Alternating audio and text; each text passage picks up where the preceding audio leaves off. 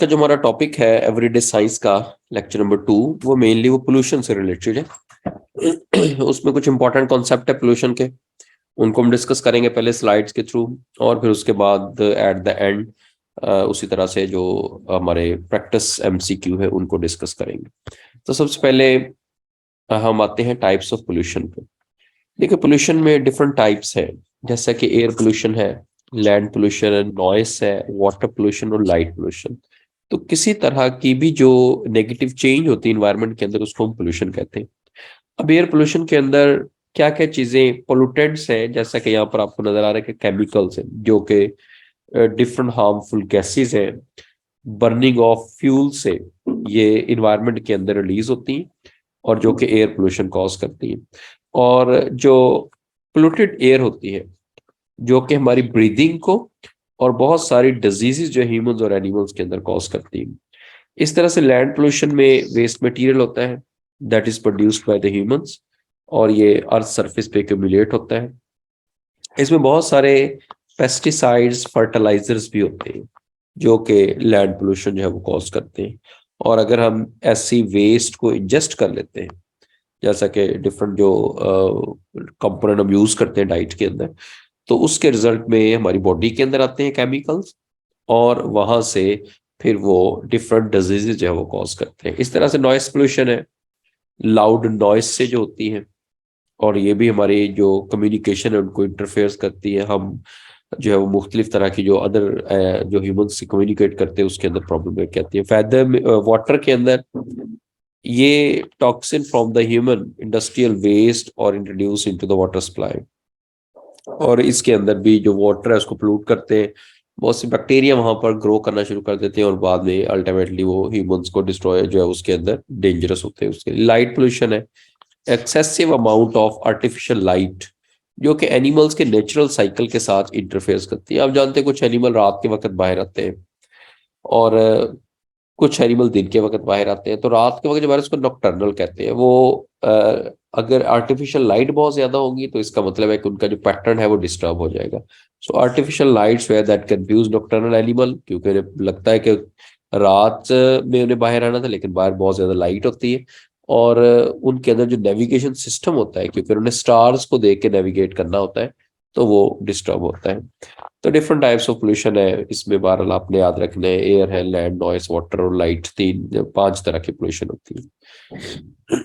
अच्छा, ये बड़ा इंपॉर्टेंट है और सवाल यहीं से आते हैं मोस्टली। इसमें एयर पोल्यूटेंट सोर्स और इफेक्ट्स। एयर पोल्यूटेंट्स में आपको यहाँ पर मिल रहा है सल्फर डाइऑक्साइड है, नाइट्रोजन डाइऑक्साइड है, कार्बन मोनोऑक्साइड है, इस तरह से अमोनिया है, ओजोन है, लेड है, निकल है, आर्सेनिक है। ये सारे के सारे जो है वो पोल्यूटेंट्स है जो कि हवा के अंदर प्रेजेंट होते हैं। अब ये किस तरह से आते हैं स्पेसिफिकली, जो सबसे बड़ा कॉज होता है जो कि combustion of the fossil fuel. Fossil fuel जो है वो किसको कहते हैं, हम ऑयल को कहते हैं, गैस जो होता है और कोल जो होता है, जब इनको जलाया जाता है तो इसके रिजल्ट में ये सल्फर के और नाइट्रेट्स के जो डाइऑक्साइड्स है वो प्रोड्यूस होते हैं। और ये जो है वो हमारे पास 2 तरह के जो है ये बड़े इंपॉर्टेंट है जो कि पोल्यूटेंट्स में है, और ये आगे चल के हम बात करेंगे कि जो एसिड रेन कॉज करने के अंदर है उनके अंदर भी इसका जो है वो रोल होता है। उसके बाद कार्बन मोनोऑक्साइड है, एग्जॉस्ट और the internal combustion of engine, ये इंजन से जो गाड़ियों के वहां से जो है वो बाहर आती है। अमोनिया जो है, जैसे कि अमोनिया के बहुत से फर्टिलाइजर्स होते हैं, ये फर्टिलाइजर इंडस्ट्री खाद्य जो होती है ये अमोनिया से आती है। इस तरह से O3 जो है वो रिएक्शन ऑफ सनलाइट और air containing hydrocarbon and nitrogen oxides, और ये इनका जो है वो सोर्स ये है। और इसी तरह से लेड जो है, लेड ऑटोमोबाइल से आती है, गाड़ियों वगैरह से, कॉस्मेटिक से, फायरवुड बर्निंग से, टोबैको, बैटरी वेस्ट से, इसी तरह से मेटल प्रोसेसिंग, पेंट वगैरह, इन सब से लेड आती है। निकल जो है फॉसल फ्यूल की कंबशन से, निकल प्लांटिंग से, मेटलर्जिकल प्रोसेसेस जो होते हैं डिफरेंट, क्योंकि ये बड़े हैवी मेटल में आ जाती है। आर्सेनिक जो है ये कंबशन ऑफ फ्यूल से, और इस तरह से मेल्टिंग ऑफ मेटल्स और जो ग्लास प्रोडक्शन है वहां से आर्सेनिक आते हैं। अब ये different types of diseases cause कर रहे हैं इसमें, जैसा कि रेस्पिरेटरी डिजीज सबसे इंपॉर्टेंट है, विजिबिलिटी इम्पेयरमेंट है, उसमें आई से रिलेटेड है, रेस्पिरेटरी डिसऑर्डर है, कार्डियोवैस्कुलर है, स्किन आई इरिटेशन कॉज करती है, नर्वस सिस्टम पे इफेक्ट होता है, ये स्पेशली जो लेड होते हैं सीएनएस पे, कार्डियोवैस्कुलर हार्ट पे, किडनी पे, इम्यून सिस्टम पे, मिसकैरेज और फर्टिलिटी जो है वो रिड्यूस हो जाती है, ये भी इसके अंदर आ जाते हैं। तो निकल से भी एलर्जी और डर्माटाइटिस की कंडीशन है। इसी तरह से आर्सेनिक में multi system organic failure, poisoning, epigenetic changes, तो ये सारे के सारे इसके अंदर इसके ह्यूमन हेल्थ पर इफेक्ट्स हैं। ये जो वर्ड लिखा हुआ है एंथ्रोपोजेनिक, एंथ्रोपोजेनिक का मतलब होता है मैन मेड। ये ह्यूमंस जो है वो जो जिस तरह की भी इंटरवेंशन करेंगे इन्वायरमेंट के अंदर, उसको हम कहते हैं एंथ्रोपोजेनिक एक्टिविटीज।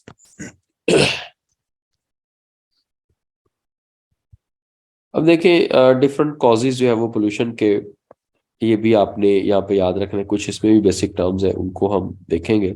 और इसमें उस तरह के अगर पोल्यूटेड वाटर को हम लेते हैं तो फिर डिजीजेज जो है वो कौन कौन सी कॉज हो सकती है। जैसा कि जो पोल्यूशन है उसमें डोमेस्टिक रोल भी है, इंडस्ट्रियल भी है, एग्रीकल्चर भी है, ट्रांसपोर्ट बेस्ड भी और अदर भी आ जाते हैं। अब डोमेस्टिक वेस्ट पे क्या होता है, जो सेप्टिक सिस्टम है, म्यूनिसिपल वाटर स्टोरेज है, लैंडफिल्स है, ये मुख्तलिफ तरह के जो हमने घरों के अंदर वाटर के सोर्सेज है, उनसे भी पोल्यूशन कॉज हो सकती है। इससे यूट्रोफिकेशन, ये बड़ा इंपॉर्टेंट टर्म है। What is the eutrophication? Eutrophication जो है that is the enrichment of water, पानी के अंदर इनरिचमेंट, और किस चीज की इनरिचमेंट? नाइट्रेट्स की एंड फॉस्फेट्स। ये दो बड़े इंपॉर्टेंट है, जो कि जो वाटर के अंदर जब जाते हैं तो वहां पर एल्गल ब्लूम्स बनना शुरू हो जाते हैं। यानी जैसे घरों से वॉशिंग जो पाउडर होता है या जो डिटर्जेंट्स होते हैं उनके अंदर फॉस्फेट्स होते हैं, या फर्टिलाइजर वगैरह भी अगर देखें नाइट्रेट्स फॉस्फेट होते हैं, तो वो नियर बाय वाटर बॉडी के अंदर जाकर वहां पर पोल्यूशन जो है वो कॉज करते हैं, और उसको हम यूट्रोफिकेशन कहते हैं, बड़ा इंपॉर्टेंट है। And that cause the algal blooms and the stagnant water, smelly हो जाता है एल्गल ब्लूम और ग्रीन सा पानी जो है वो, देखा होगा किसी जगह पानी खड़ा हो तो वो ग्रीन ग्रीन होना शुरू रहता है, और वो स्पेसिफिकली जो किसी वाटर बॉडी के करीब होता है, यानी कि जो स्पेशली किसी आबादी के करीब वाटर बॉडी होती है उसके अंदर ज्यादा इंपॉर्टेंट। और ऐसे पानी से कॉलरा, हैजा की बीमारी, टाइफॉइड, हेपेटाइटिस, ये सारी वाटर बॉर्न बैक्टीरियल डिजीजेज है जो कि डोमेस्टिकेटेड वेस्ट जो होता है उससे हमारे जो है वो ऐसी डिजीज जो है वो आ सकती है। इंडस्ट्रियल में इंडस्ट्रियल डिस्चार्ज है, हैजर्ड्स जो रेडियो एक्टिव केमिकल्स होते हैं, पावर प्लांट, माइनिंग, ये सारे इनमें से केमिकल पोल्यूटेंट्स आते हैं। थर्मल पोल्यूशन भी रेडियो एक्टिव है, हार्मफुल बैक्टीरिया, तो ये भी बॉडी पे वाटर जो है वो इफेक्ट करता है। एक तो उसी तरह से यूट्रोफिकेशन तो है ही इसके अंदर, इसके अलावा ये वाटर बॉडी के अंदर पॉइजनिंग कॉज कर देता है। बहुत से रेडियो एक्टिव और जो डिफरेंट हैजार्डस जो वेस्ट होते हैं, खतरनाक वेस्ट होते हैं, वो भी वाटर के अंदर से ह्यूमन बॉडी में जो है वो आ सकते हैं। तो ये इंडस्ट्रियल वेस्ट है। इसी तरह से एग्रीकल्चर में क्रॉप स्प्रेइंग है, इरिगेशन है, लाइफ स्टॉक है, लाइफ स्टॉक सिलरी जो है, फर्टिलाइजर है, तो ये सारे जो जानवर वगैरह पाले होते हैं या कोई पानी लगाया जाता है खेतों में, उसको इरिगेशन कहते हैं, स्प्रे करना क्रॉप को, इससे भी यूट्रोफिकेशन होती है। एक तो कॉमन है, केमिकल पॉइजनिंग होती है, इस तरह से सिलेरी है, हार्मफुल बैक्टीरिया जो है वहां पर आ जाते हैं। तो एग्रीकल्चर, अब इसके अंदर देखें तो ये भी मैन मेड ही आ जाता है।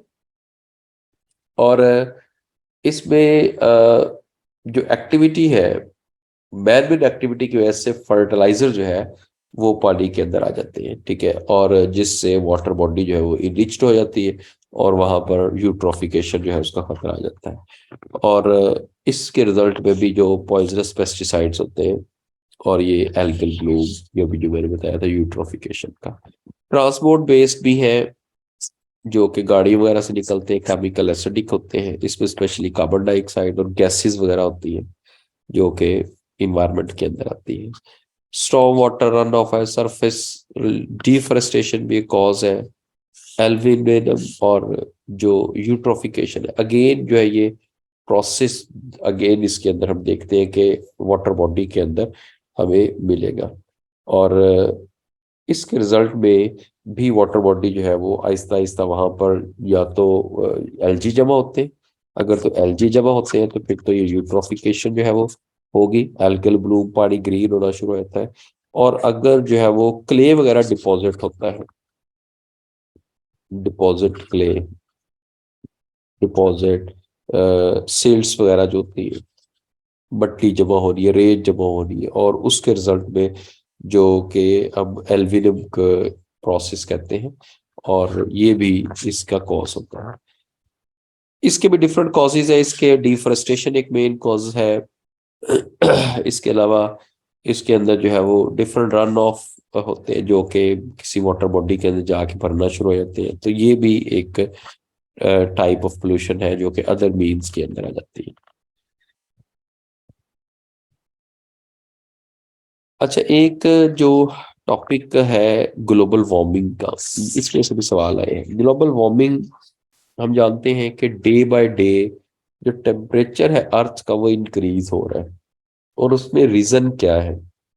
उसमें बहुत सारे रीजन हैं, और उसमें ऐसे क्वेश्चन आते हैं, जैसा कि हम यहाँ पर कुछ गैसेस की जो हम बात करेंगे कि कौन कौन सी गैस है और वो सोर्स कहाँ से आता है उसका, और उसमें किस तरह से वो ग्लोबल वार्मिंग को इंक्रीज कर रही है। जैसे कि इसके अंदर सबसे पहले वाटर वेपर्स होते हैं, ओशियन से lake, reverse, reservoirs, different types होते हैं, और जो कि अब्सॉर्ब लिमिटेड आउटगोइंग रेडिएशन, और इस तरह से ये भी कंट्रीब्यूट करते हैं ग्रीन हाउस के अंदर। वाटर वेपर्स एंड क्लाउड्स और responsible for nearly 98% of the natural green house effect.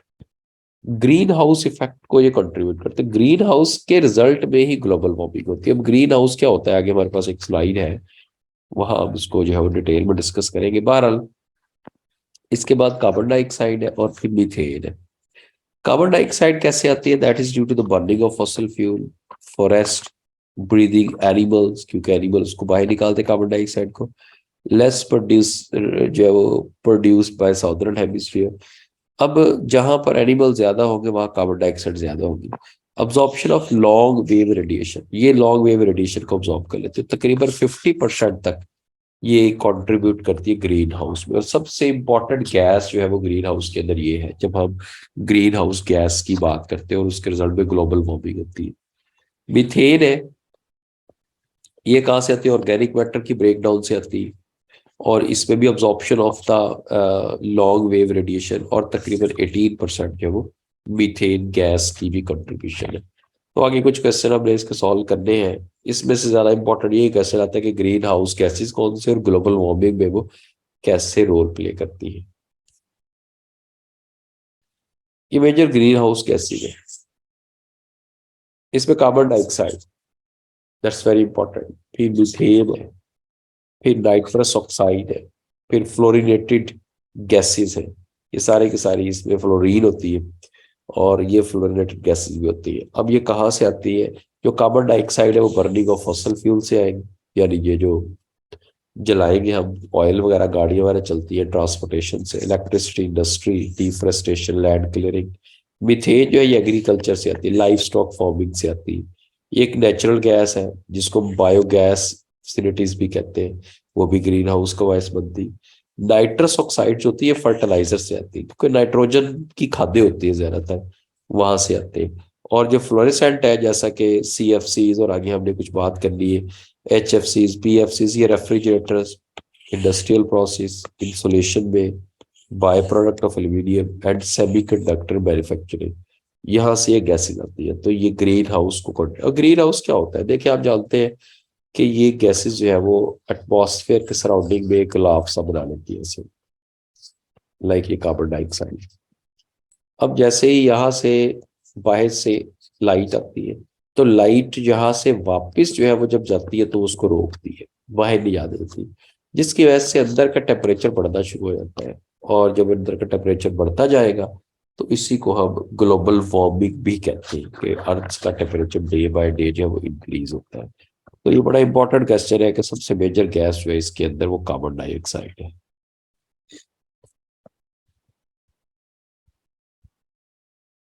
अच्छा, उसके बाद एक सवाल आता है एसिड रेन का, तेजाबी बारिश। एसिड रेन के अंदर सबसे बड़े कॉजेज जो है वो सल्फर डाइऑक्साइड और नाइट्रोजन ऑक्साइड होते हैं, स्पेशली इसमें भी डाइऑक्साइड हो सकते हैं। और ये एसिड रेन जो है वो उसके अंदर जाते हैं। अब किस तरह से, फॉर एग्जाम्पल ये सल्फर डाइऑक्साइड है, अब ये वाटर के साथ रिएक्ट करते हैं, जब बारिश आती है तो उसके साथ रिएक्ट करते हैं, और रिएक्ट करने के बाद ये बन जाते हैं H2SO4 और H2SO3।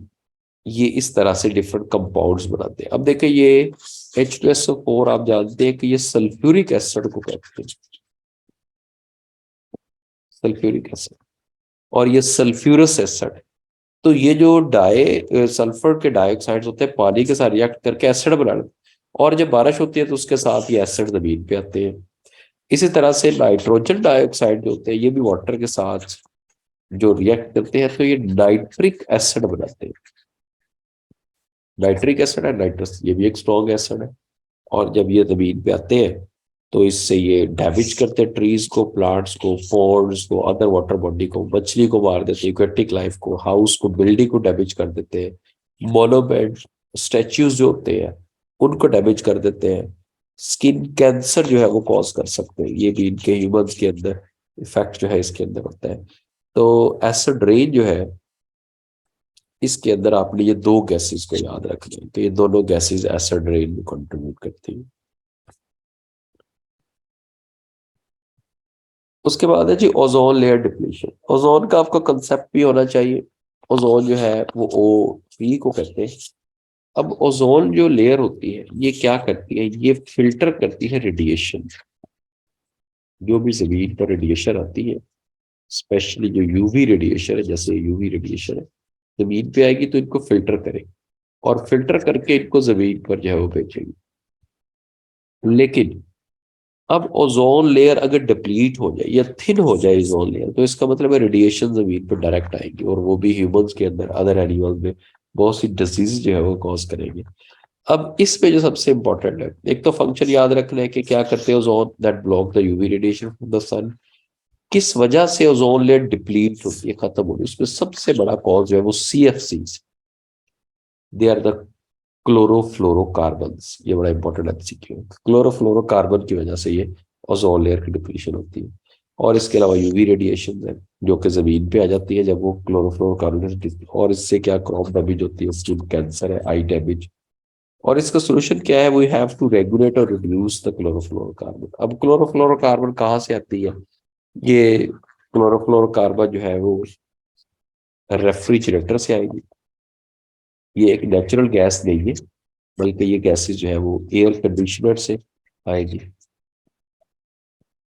चिलर्स वगैरह जो होते हैं उनसे ये क्लोरोफ्लोरोकार्बन आती है, और वो क्लोरोफ्लोरोकार्बन, और उसमें से स्पेसिफिकली जो क्लोरीन होती है वो पैदा हो जाती है, और क्लोरीन जो होती है that will destroy the ozone molecule. ये ओजोन के जो मॉलिक्यूल होते हैं उनको डिस्ट्रॉय करती है, और उसके रिजल्ट में फिर जो लेयर है ये डैमेज होती है और रेडिएशन जमीन पे आना शुरू हो जाती है। तो ये भी आपने याद रखना, ये वाला पॉइंट। अच्छा, एक आखिरी जो कॉन्सेप्ट इसके अंदर है वाटर लॉगिंग का है। वाटर लॉगिंग जो है, किसी जगह पर अगर पानी बहुत ज्यादा देर तक खड़ा रहता है, मार्शी बॉगी प्लेसेस बन जाते हैं, उसको वाटर लॉगिंग कहते हैं, वाटर लॉग्ड एरिया कहते हैं। मसलन अब इसके क्या क्या कॉजेज होते हैं वाटर लॉग्ड एरिया के।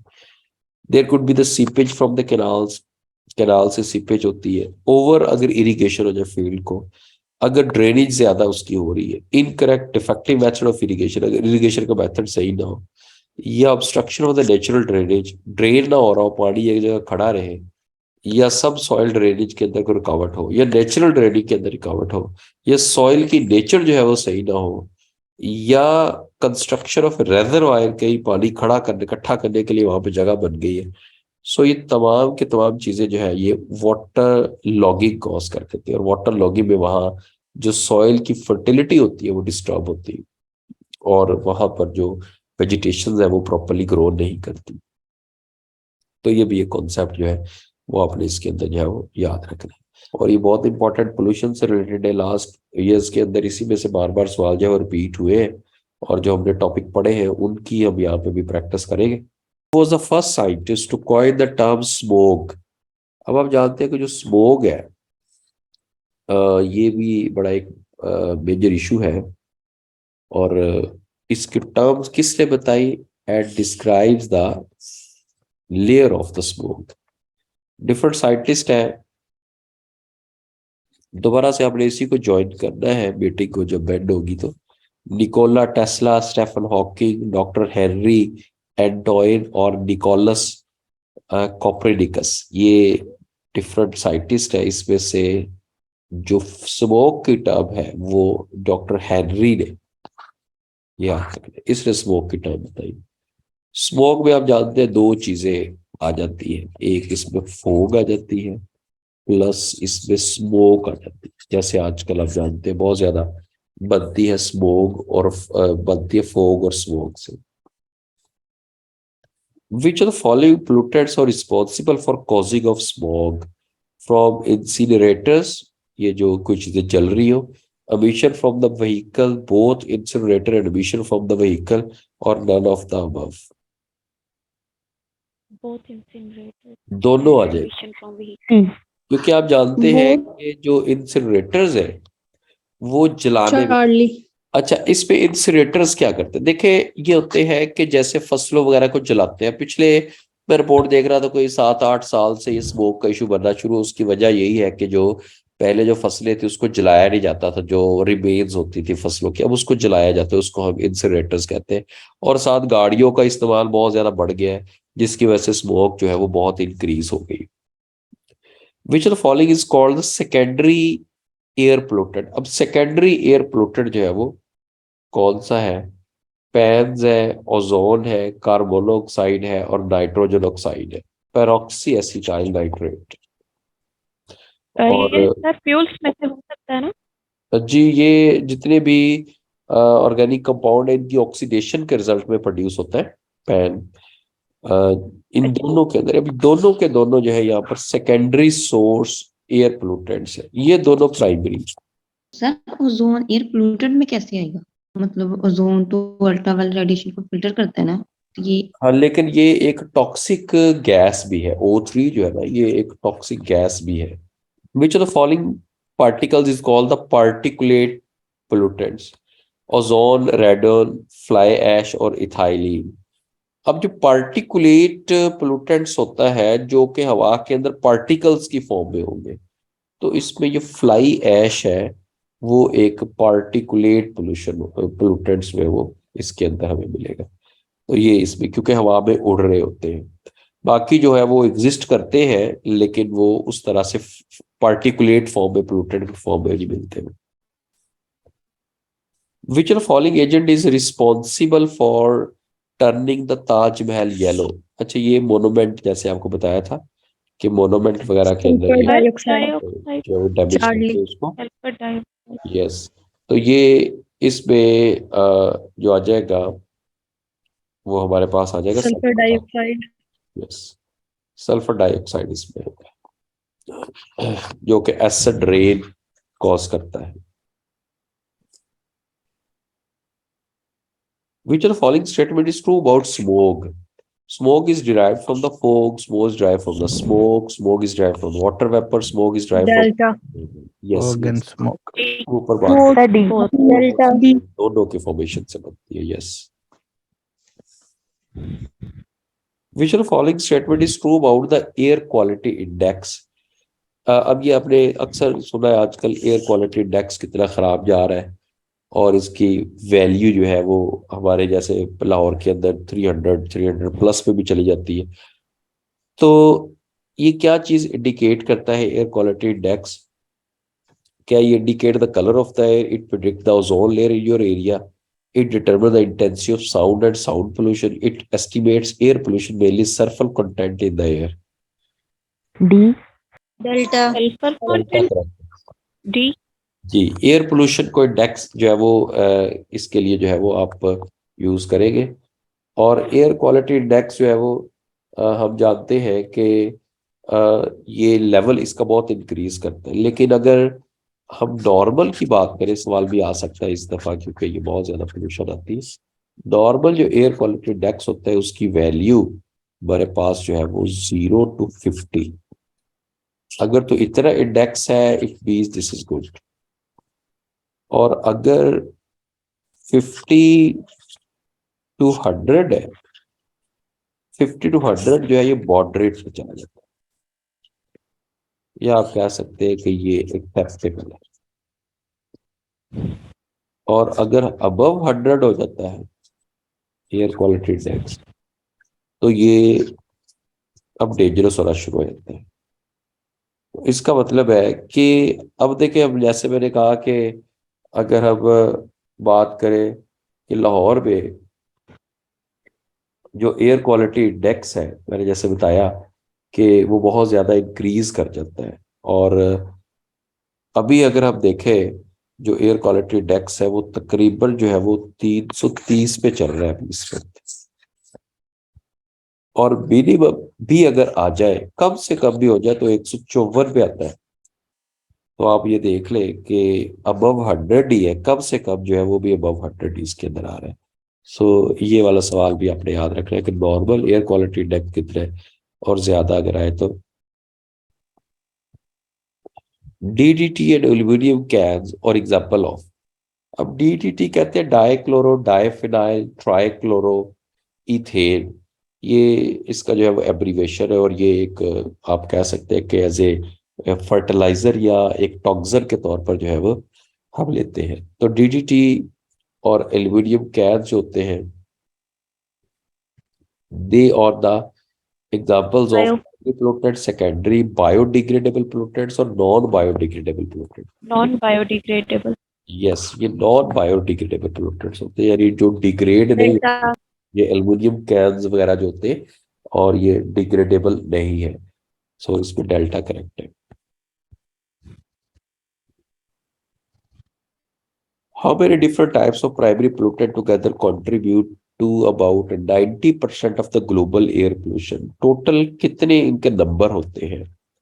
इनके टोटल नंबर जो है वो आगे हमारे पास एक MCQ, बल्कि यहाँ पर आगे आ ही रहा है, वो 6 नंबर इसके टोटल है। 5 to 6 होता है, लेकिन 6 जो है वो करंटली इसके नंबर है। जैसा कि एक स्मोक है, फ्यूम है, ऐश है, डस्ट है, नाइट्रिक ऑक्साइड है, और sulphur dioxide. This are the main source of, अब ये सारे के सारे 6 जो है वो पोllutants से मिलेंगे।